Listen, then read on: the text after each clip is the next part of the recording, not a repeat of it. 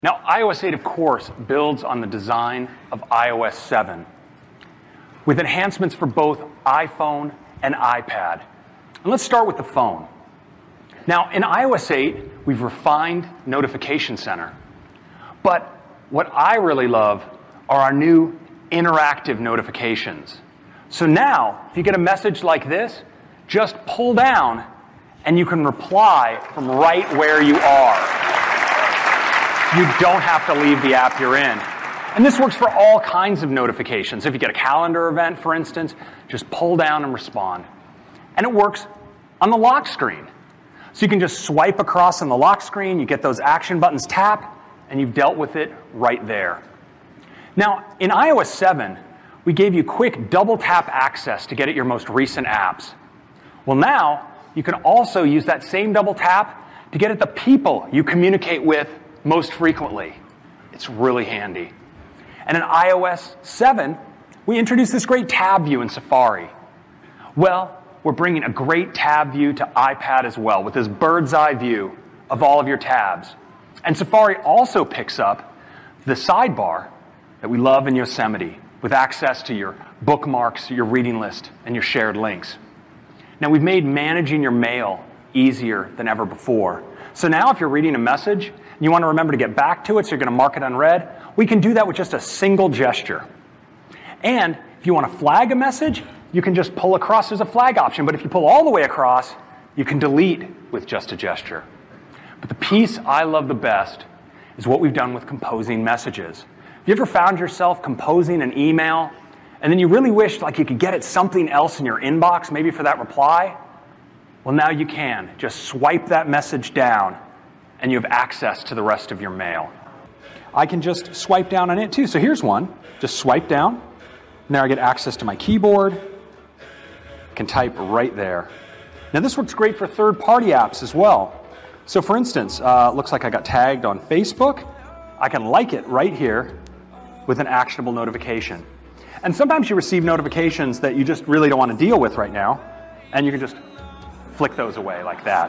That's really handy. Now, we've made getting at people easier than ever before, so if I just double tap my home button, see I have all the people I've most recently communicated with, I swipe to the side, and I have access to all my favorites. If I tap on one, I have controls here to give them a phone call, iMessage them, or even FaceTime right here with just a double tap on the home button. It's really handy. Let's talk about Spotlight. Now, of course, Spotlight's a super convenient way to search on your device. You just pull down when on your home screen, and you can execute these searches and find things like launching apps or find an email message. But now, with those same things we showed you in Yosemite with Spotlight suggestions, you can get at so much more. You can search for apps and find matches of apps that you don't yet have on the App Store. You can search for points of interest and get Wikipedia entries and directions.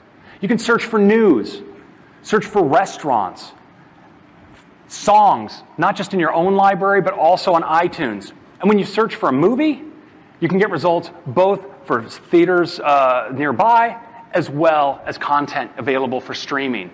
And when you search inside of Safari, in addition to your great Google search suggestions, you can also get a suggestion at a glance for the answer you're looking for right from Spotlight suggestions. So that is the new Spotlight. Next, the keyboard and a technology we call QuickType. Oh. So prior to iPhone, this was the state of the art in smartphone typing. But iPhone changed all of that with the introduction of touch, and we've been able to do so much more, like access to special characters or alternate character sets, special keyboard layouts, even handwriting and dictation. But underlying it all have been the language models under autocorrect. Well, now, in iOS 8, QuickType supports predictive typing suggestions. So as you type, you get suggestions for the next words you might want to type, and you can tap things out faster than ever before. And it's incredibly smart. So it's context sensitive. For instance, in messages, if someone asks you, do you want to go for dinner or a movie? It's going to suggest dinner or a movie.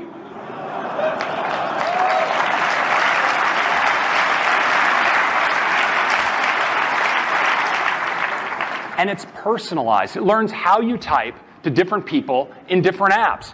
So maybe you're communicating with a coworker, and it's going to say, well, the meeting was canceled, rescheduled, moved. These are kind of formal terms. But now if you're communicating with someone else where you have a different communication style, you might get, the meeting was epic, awesome, or a snoozer, because it learns how you type. And when it does so in a way that's always protecting your privacy.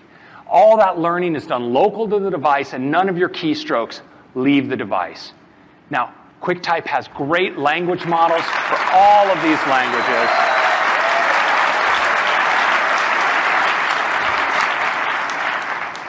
So I think we're all going to be typing a whole lot faster. Next, of course, continuity. You get all the great continuity features. So now, on your iPad, you can pick up where you left off. On your iPhone, you can set up an instant hotspot with no configuration on your iPad. You can receive your messages on your iPad, and when you receive a call from someone going like this, you can pick it up right on your iPad. It's really great. And that's continuity. Next up, Messages. So Messages is the most frequently used app on iOS, and in iOS 8, it's better than ever. So when it comes to group messaging, we have some great enhancements. You can now name your threads. You can add or remove people from a conversation underway. And if you've ever been on one of those noisy threads that just keeps buzzing in your pocket, well, you can do not disturb on a per thread level, and you can choose when to leave the thread. This is pretty important.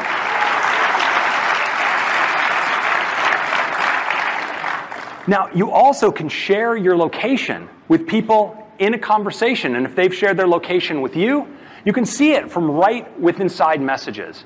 And you also have a really great at-a-glance view of all of the pictures and attachments that are shared on any thread. But one feature that I really love is our new Tap to Talk. You just hold your finger down on the microphone button, and then you can just swipe up with your finger when you're done talking and send what you said. And it's really great for video messaging as well. Okay. So, next up, iCloud Drive. So, of course, iCloud documents work great across a single app on your iOS devices.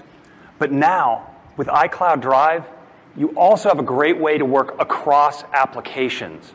So say you're in an app here, like Sketchbook. You can bring up your iCloud Drive panel and open documents directly from other applications, like a compatible document inside of Goodreader. And when you open it up and in that document, in that application, and edit it, those edits are saved right back to their original location, so you don't end up with all of these different versions and copy problems. Now, of course, you also have access to all of those documents on your Mac and on Windows as well. So that's iCloud Drive. But now you can with HealthKit. HealthKit provides a single place that applications can contribute to a composite profile of your activity and health. And HealthKit comes with a corresponding application, Health. And with Health, you can monitor all of your metrics that you're most interested in your activity. But not just that, you can use third-party applications. Now, we carefully protect your privacy, so you have total control over which applications have access to which part of your healthcare information. But you can, for instance, provide different activity, weight, heart rate information to the Nike app, and Nike is working to integrate HealthKit, so they use that information to help you in your pursuit of your personalized fitness goals. Now, we're also working with the Mayo Clinic, innovators in healthcare. And with their integration with HealthKit, they're going to be able, that when a patient takes, let's say, a blood pressure reading, HealthKit automatically notifies their app. And their app is automatically able to check whether that reading is within that patient's personalized healthcare parameters and thresholds. And if not, it can contact the hospital proactively, notify a doctor, and that doctor can reach back to that patient, providing more timely care. Next up, family sharing. It's the easy way to share what's important. Now, when I was a kid, the refrigerator was the center of family sharing. Our refrigerator looked just like this, except the kid had gray hair. But we've now in iOS made it that easy to set up your family on their iOS devices. And once you've set up your family as a family unit, you automatically get to share photos with a shared photo stream, to share calendars with your family, to share a shared reminder list, and to automatically configure things like, with permission, find my friends, and find your kids' devices, which is something I do about every other day. It's really handy. Now, of course, we're also used to, in the home, sharing physical media. But increasingly, our media is in the form of songs from iTunes, movies, books, and apps. Well, now, with family sharing, you can get it not just your purchases, but the purchases of all the members of your family.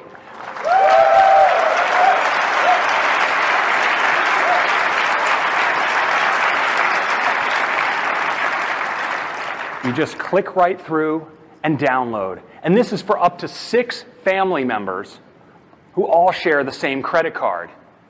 And it works great for kids as well. And not just because they can make purchases on your credit card, but in fact, because when they do make a purchase, they get prompted to ask you for permission. And you automatically get messaged on your device.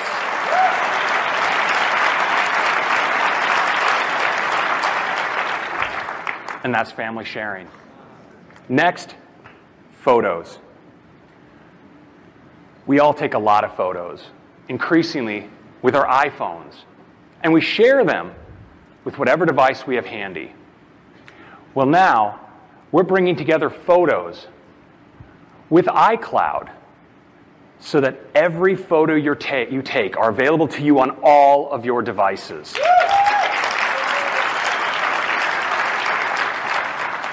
We're not only preserving the common organization edits you do to all of your photos for your consistent iCloud photo library, but your device actually has access to more photos in the cloud than it can physically store locally, so you can get at them all, wherever you are. Now, of course, if you have this many photos, you want great search. And so we now in iOS 8 Photos, we give you great search suggestions, for instance, of locations, photos taken near where you are right now, photos taken a year ago today, photos taken in your home, but we also give you search. And so that search lets you match on things like location, time, and also on albums that you've set up. Now, we also help you perfect your photos with great new smart editing controls. So we have special smart controls for light and color, and also for things like auto straightening and cropping. So now in iOS 8, you get all your photos and your organization across your iOS devices, and soon with your Mac and via the web, Windows as well. Now this is all your photos and also your videos, and these are in their original format and their full resolution. Now this uses your iCloud storage, so your first 5 gigs are free. And we have some great new affordable plans coming where you get 20 gigs for just 99 cents a month and 200 gigs for $3.99. So we can all afford to get all our photos safely up in the cloud. That is Photos.